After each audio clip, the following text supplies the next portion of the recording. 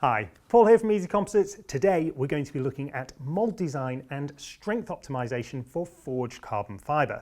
The examples I'm going to be using will be the arms for this freestyle drone and this suspension linkage.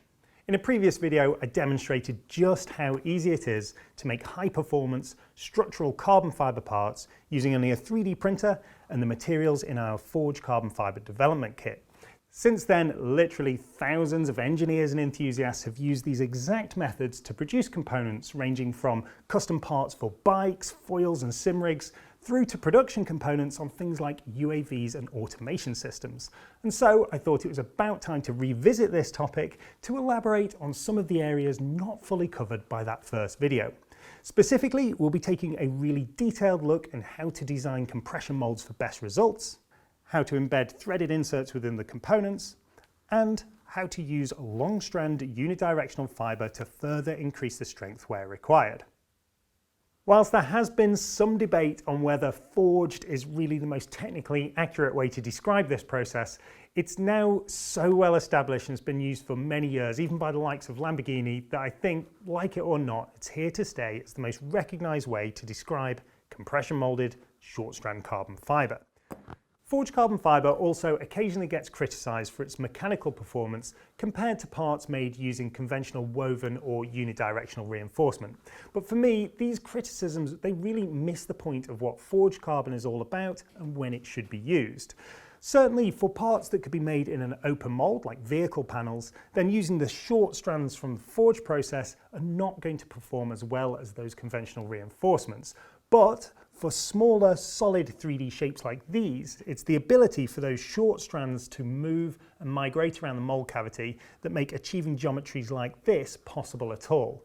And as we've proven in our previous mechanical testing video, forged carbon fibre can outperform steel and aluminium on a weight-for-weight basis, and that's even without the long toe optimisation that we're going to be looking at later. I feel that this process really opens up the types of projects you can tackle with just a 3D printer and a bit of bench space. And I hope that by the end of this, you'll have the confidence and inspiration to give this fascinating and highly effective process a go. We're going to start with mould design, so let's jump over to the PC.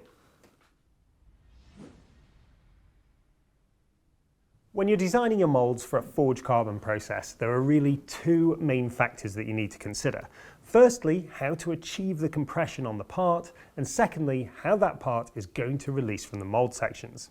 The compression is achieved by loading fibre and resin into an open mould cavity, and then a second mould element comes down and compresses the fibre into the mould, squeezing out any excess resin, and this is acting almost like a piston or a plunger.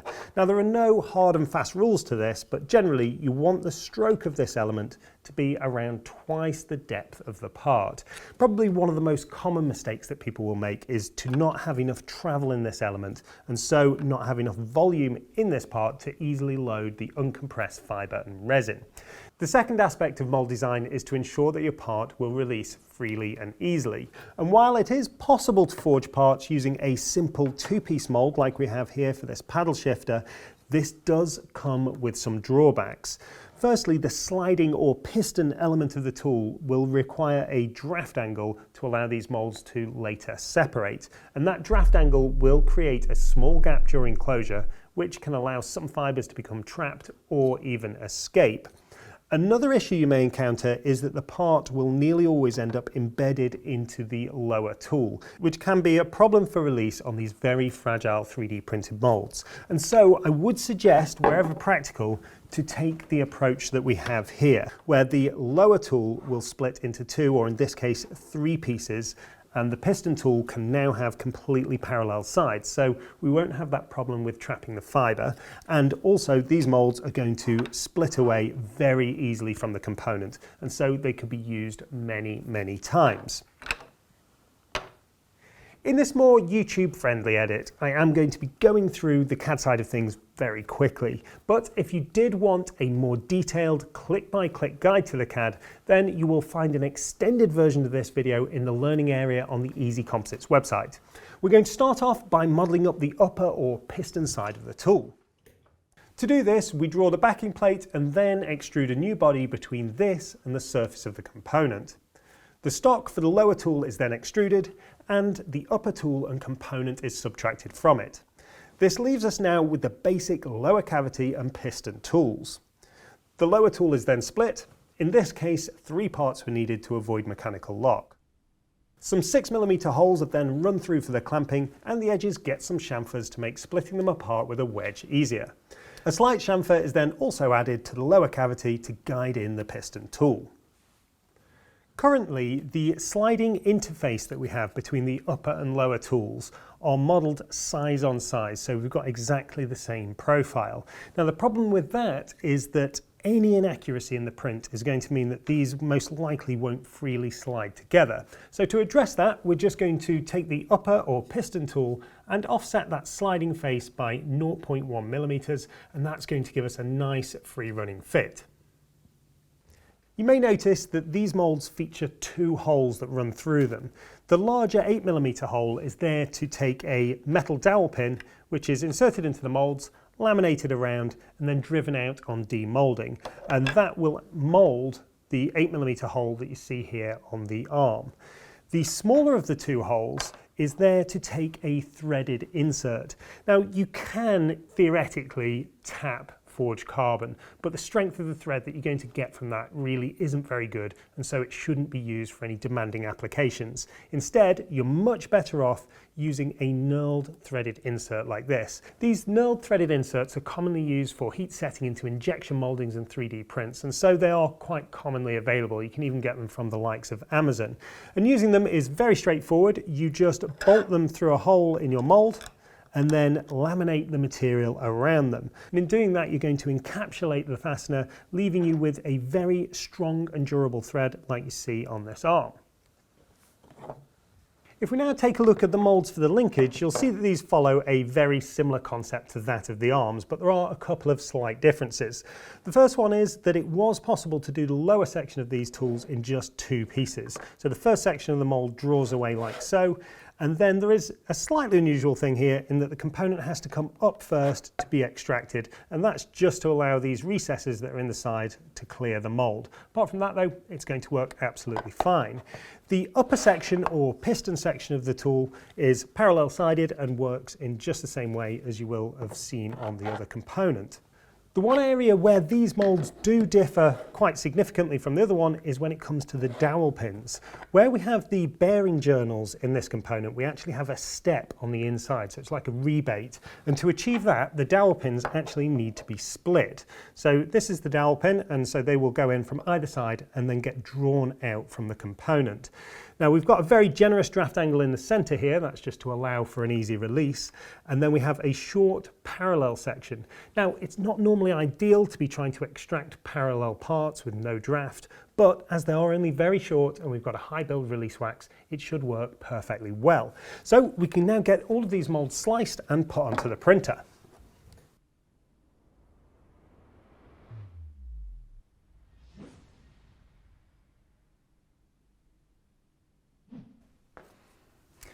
While these moulds print out, let's go over some of the print parameters. When it comes to materials, you can use many different types for this process, but I find that PETG or PETG offers the best balance of mechanical strength, ease of printing, and has excellent release properties from epoxy resin. Now onto resolution, I'm printing these out at a 0.1mm layer height, which is quite fine. Not only is that going to improve the surface finish of the components, but it's also going to reduce the risk of getting mechanical lock when it comes to demoulding the parts. Finally, strength. These moulds need to be able to withstand the huge clamping pressures and demoulding forces that will be applied to them. And so we've got a high wall count of 5 loops, and we've got a very heavy infill level of 75%. Okay, so that's these moulds printed. Let's now get on and get the rest of them done.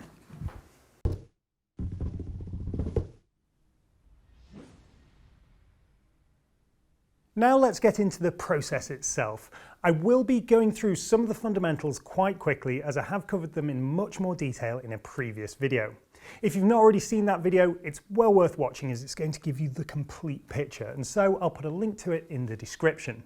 All of the materials that you're going to see me use from this point forward come in the Forge Carbon Fibre Development Kit, and this is a really great way of getting started with this process and has all of the materials needed to make over 1 kilo of carbon parts. Of course, we do also supply all of these materials in industrial quantities should you need them. Included in this comprehensive kit is the RW4 spray wax, some filleting wax for sealing threads, 750 grams of chopped toe carbon, 1 kilo of the IN2 resin, and the other ancillaries that you would need to complete the process. It also has, as a recent upgrade, 50 grams of long-strand tow, and this is going to allow you to experiment with the optimization process, which is one of the focuses of this video. If you'd like to try these materials, then head over to the Easy Composites website where we've got these kits and a whole host of other advanced composite materials. Right, let's get started now and apply our release agent.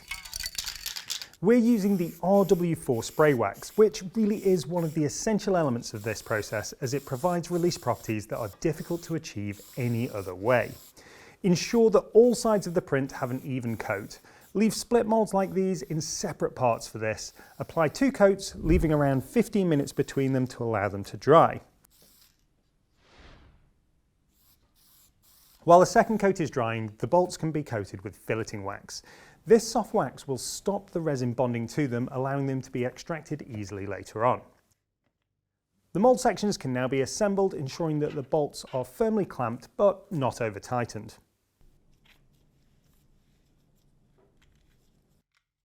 We'll now look at the threaded inserts. These knurled brass inserts can now be positioned into the mould and simply held in place with a bolt. Like the other bolts, they should have a thin coat of filleting wax to ensure that they're going to extract easily.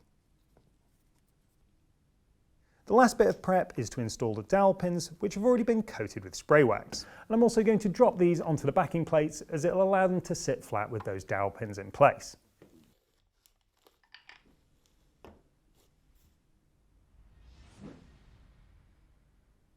Now let's get our reinforcement prepared. Getting the exact fibre loading for your moulds is a critical step to getting successful forged parts, and you simply can't do this process by eye or by feel. To calculate the amount needed, we can check our CAD models.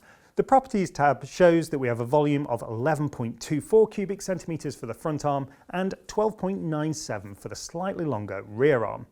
If we take these volumes and multiply them by 1.4, that's going to tell us what the overall weight of the component should be.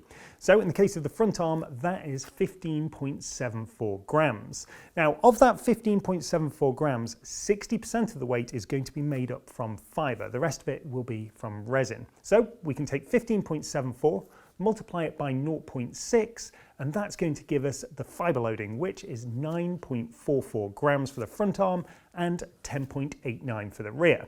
Now we could just use the CT12 chopped toe, and we're going to end up with parts with very good performance, probably similar to that of the original parts. Speaking of which, this is the original arm from the drone, so this is basically the competition that we're up against here.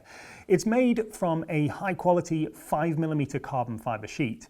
And in common with all other arms I've looked at, it's made with a bi-directional layup, meaning that half of the fibres are running down the length of the arm and half of the fibres are running across its width. Burning out the resin matrix allows you to clearly see the multiple plies of unidirectional fibre in the 0 and in the 90-degree axis. While the fibres running down the length of the arm are contributing strength in an optimal way, the fibres running perpendicular are basically adding nothing to the strength. If we now consider the randomly oriented fibres in a forged part, as they run in all directions, the material is quite isotropic in behaviour.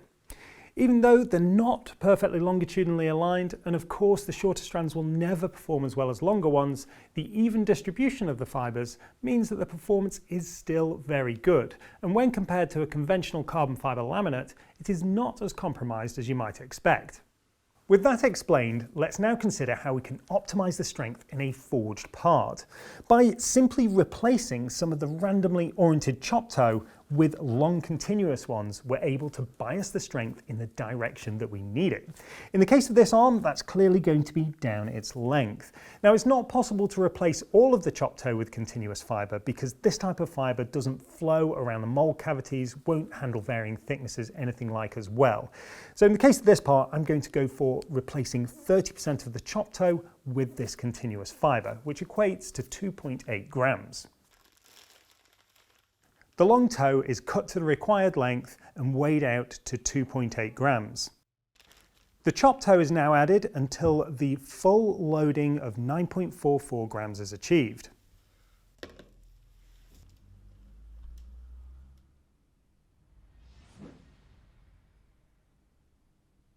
Dividing the chop toe into two equal piles allows me to make sure I have an equal amount either side of the long toe. We can now mix the IN2 epoxy resin. This process usually requires around 25% more weight in resin than you have in fibre. But when you're working on small parts like this, you will often need a little more to allow for wastage in your brush and cup. I'm going to mix 20 grams in this case.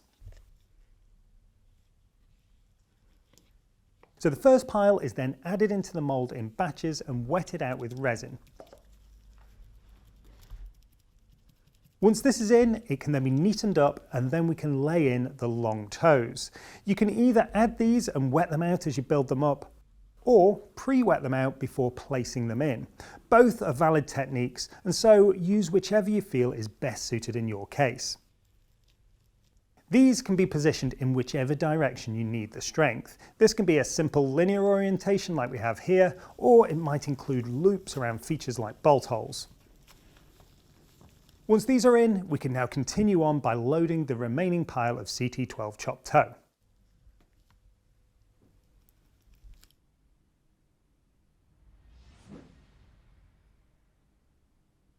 The upper tool is then carefully inserted, trying to avoid trapping fibres, although the odd one or two here shouldn't be a real problem. Then it's time to compress. Use rigid plates either side of the mould to spread the force, and then gradually close the moulds together using a vise, clamps or a press. This should be done slowly to allow time for the resin to escape. If you do it too quickly, you run the risk of damaging the relatively fragile printed moulds. Once the tools are bottomed out and fully closed, it should be left clamped for 24 hours to cure.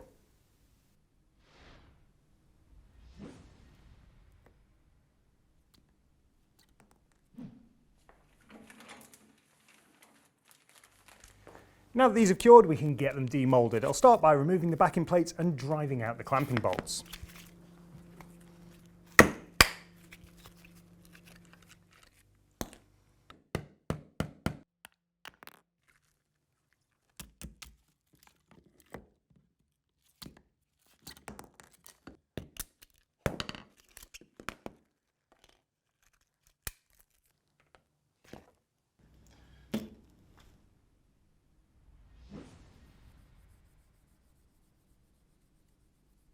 These are the parts as released. The flash can quickly be removed by scraping with a blade.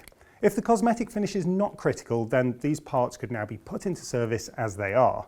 The finish at this stage is basically going to be the same as the surface of a 3D print, and so the layer lines are visible.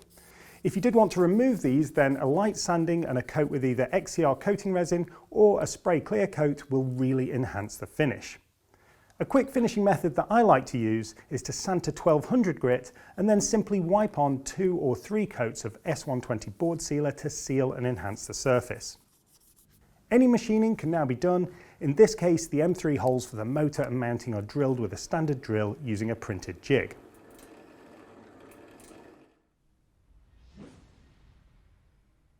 In theory, these forged arms should perform about the same as the originals that are made from flat carbon fibre sheet, but of course we've got the advantage with these that we've not been constrained to simple 2D geometry, and so I've been able to add in features like the cable recess and integrate the skid. Now, the particular design of these actually has a slightly smaller cross-sectional area than the original, so although it's not going to be an entirely fair test, I'm going to throw them on the test machine anyway to see how they compare. So, first testing the original arm. This simple 3-point bend test allows us to see both the stiffness and the ultimate strength of the part. The steeper the plot is, the stiffer the component. When the part ultimately fails and breaks, we can see its peak strength, and then the load rapidly drops away. Now onto the forged arm. You can see from the steepness of the plot that the forged arm is slightly stiffer than the original, but when we get through to the failure point, it does break around 15% sooner, meaning that the forged part is stiffer but is slightly less strong. This is probably down to its smaller cross section, but I'm sure I could get this strength back again by using even more long toes in the moulding. With that said, these are definitely going to do the job, and so all that's left to do is assemble the arms onto this quad and take it for a spin. Every time I do this process, I'm amazed by the quality and strength which can be achieved using such simple tooling. And personally, I love the look of forged carbon parts. In the case of these drone arms, not only have I managed to achieve a more aero and blended design, but they're also going to be really fast and cheap to replace when the inevitable happens. In the case of this linkage, I've managed to produce a genuinely mechanically stressed part using essentially only a 3D printer and a vise. Normally, to produce a part like this, you're going to be talking of CNC machines machining billet aluminium. If you did want to check them out, I will put the CAD files for the molds used in this video on the projects page on the Easy Composites website. Now, they might not be that much use unless you've got a Mark V quad or particularly want one of my imaginary suspension linkages, but they would give you some test molds to get printing while you're waiting on delivery of your forged kit. If you haven't already seen it, this is the video I mentioned earlier that goes through the fundamentals of this process in a bit more detail.